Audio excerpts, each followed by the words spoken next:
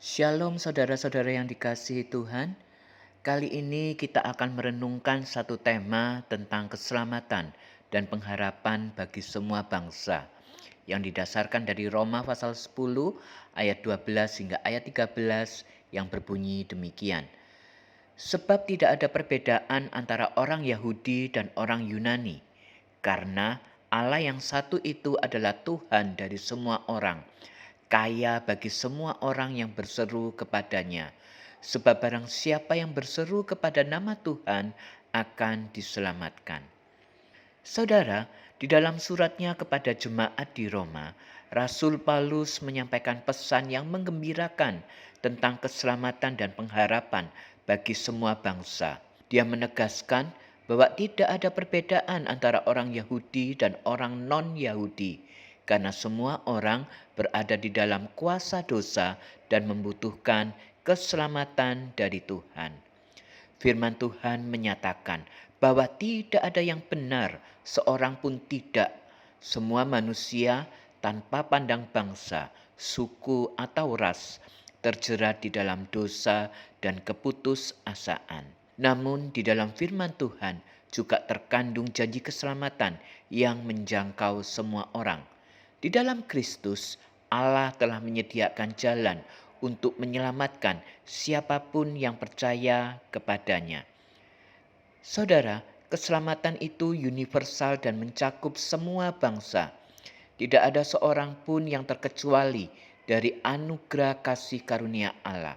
Semua orang, ya semua orang saudara, dari berbagai latar belakang dan budaya memiliki akses yang sama untuk mendekat kepadanya dan menerima anugerah keselamatan. Tidak ada diskriminasi atau batasan di dalam kasih Allah. Pengharapan yang dijanjikan dalam firman Tuhan adalah pengharapan yang kokoh dan abadi. Ketika kita mengakui dosa-dosa kita dan percaya pada Yesus Kristus sebagai juru selamat, kita dibebaskan dari kuasa dosa dan menerima hidup yang baru di dalam Kristus. Pengharapan itu tidak hanya berlaku untuk masa kini, tetapi juga menjangkau kekekalan. Kehidupan yang diberikan oleh Kristus memberi arti dan tujuan hidup bagi setiap orang, terlepas dari latar belakang atau status sosial apapun. Saudara, hari ini pesan dari firman Tuhan tetap relevan dan menguatkan hati kita. Kita hidup di dalam dunia yang penuh perbedaan, tetapi di dalam Kristus kita menyaksikan persatuan dan keselamatan bagi semua bangsa, tidak terkecuali bangsa Indonesia yang pada tahun ini akan merayakan hari kemerdekaannya ke-78 tahun. Marilah kita bersyukur atas anugerah ini dan menjadi saluran berkat bagi orang-orang di sekitar kita. Marilah kita mengingatkan diri kita sendiri dan orang lain bahwa di dalam Kristus tidak ada yang terabaikan atau dikecualikan. Semua orang memiliki kesempatan untuk mendekat kepadanya, dan setiap hati yang terbuka untuk menerimanya akan menemukan pengharapan yang sejati.